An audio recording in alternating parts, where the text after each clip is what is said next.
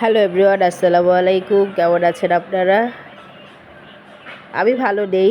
গত মাসেই ঠান্ডা সেরে গিয়েছে, আবার ঠান্ডা লেগেছে। আবার রেহনবার ওর বাবার খুবই ঠান্ডা লেগেছে, গলা ব্যথা প্রচুর, অবস্থা খুবই খারাপ। তো তারপরেও চলে আসলাম অল্প কিছু রান্না নিয়ে, জাস্ট খাওয়ার জন্য যতটুকু প্রয়োজন জীবন বাঁচার জন্য ওইটুকুই। তো এখানে তেল দিয়ে দিয়েছি, তেলের মধ্যে পেঁয়াজ কুচি, মরিচ কুচি দিয়ে দিলাম, আদা রসুন দিয়ে দিয়েছি, লবণ পরিমাণ মতো দিয়ে দিয়েছি। সব মশলা অ্যাড করবো এখন। হলুদ গুঁড়ো, শুকনো মরিচ গুঁড়ো, ধনিয়া গুঁড়ো আর অল্প জিরা গুঁড়ো। এখন এটা করে ভালো করে কষিয়ে দিব। আজকে আমি মসুরির ডাল দিয়ে ডিম দিয়ে রান্না করব। এই রেসিপিটা খুবই সহজ আর খেতে খুবই মজা। তো আমি যখন রেহনমার বাবাকে ফার্স্ট খাওয়াইছি, তো ও তখন বলতেছে এত মজা, এটা মাঝে মধ্যেই করবা, মানে তার এত ভালো লাগছে। আমার এটা খুব পছন্দ। যারা খেয়েছেন তারা তো অবশ্যই জানেন, যারা খাননি তারাও ঝটফট বানিয়ে ফেলবেন, খুবই মজা। তো এখানে আমি একটু পানি দিয়ে দিয়েছি, এটা একটু সিদ্ধ হবে। এই যে গলে গিয়েছে, দেখতেই পাচ্ছেন। এখন আমি পানি দিয়ে দিব ভালো করে। আরেকটা জিনিস আজকে করেছিলাম, ভর্তা। যখন ভর্তা করেছি তখন কারেন্ট ছিল না, এর জন্য ভিডিওটা করতে পারিনি। তো ভর্তাটা আরেকদিন শেয়ার করব আপনাদের সাথে কিভাবে বানাই। এই যে এখানে মরিচ কুচি, পেঁয়াজ কুচি, লবণ দিয়ে পেঁয়াজটা ভালো করে নিয়েছি। এখন ডিম ভেজে নিচ্ছি।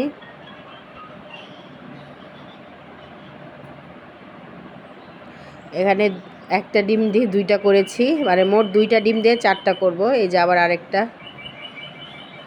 তো এই তো দুইটা ডিম দিয়ে চারটা করে নিয়েছি। খুবই মজা, খুবই মজা। আমার তো খুবই ভালো লাগে। লবণ একটু কম হয়েছিল, তাই আবার লবণ দিয়ে দিলাম। আমি খুব পাতলাও করব না, ঘনও করব না, মোটামুটি একটু গরম মশলা গুঁড়ো উপর দিয়ে দিলাম ফ্লেভারের জন্য।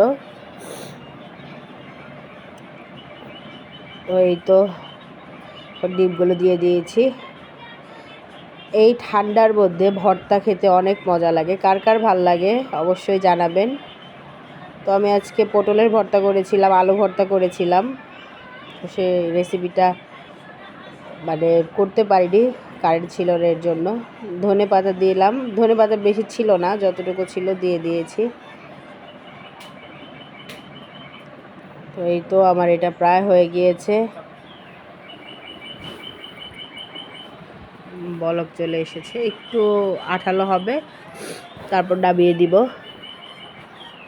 এই তো আমার ফাইনাল লুক। তো আগে আবার ঠান্ডা লাগলে আমার আব্বু অনেক ঝাল, একদম অনেক কাঁচামরিচ দিয়ে ঝালমুড়ি নিয়ে আসতো, আর না হলে চিতই পিঠা ভর্তা দিয়ে নিয়ে আসতো। সব থেকে বেশি ভাল লাগতো যে ভর্তাটা, সরিষা বাটার ভর্তা। সরিষা বাটার ভর্তা খেলে একদম মাথা দিয়ে ভাব চলে যেত, খুব ভাল লাগতো, মাথাটা হালকা লাগতো। তো রেহান আমার বাবাকে বলছি যে আবার চিতই পিঠা ভর্তা দিয়ে খেতে ইচ্ছা করছে। তো বলতেছে আচ্ছা ঠিক আছে, আমি নিয়ে আসব। এই যে চিতই পিঠা, এটা সন্ধ্যার দিকে নিয়ে আসছে। তো ভর্তা 3 পদেরই ভর্তা ছিল, কালিজিরার ভর্তা, তারপরে শুটকি মাছের ভর্তা, আর এটা কি ভর্তা ছিল, সরিষা বাটা। ভর্তাগুলো না মজা ছিল না, আর খুব একটা ঝাঁঝালোও ছিল না, খেয়ে আমার সত্যি কথা ভর্তাগুলো ভালো লাগে না। এর থেকে আমি যে ভর্তাগুলো বানিয়েছিলাম সেই ভর্তাগুলো অনেক মজা হয়েছিল। তো এইখানে বার্গার এনেছে, মেয়ে বলতেছে বার্গার খাবো, কার্টুনে দেখে সে বার্গার খাবে। তো তার জন্য এই তো মেয়ের জন্য বার্গার এনেছে।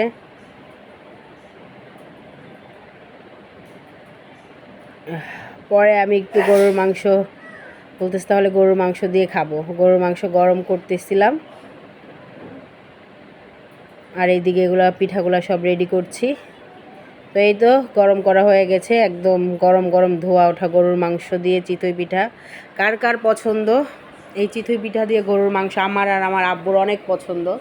তো আপনাদের কার কার পছন্দ অবশ্যই কমেন্টে জানাবেন।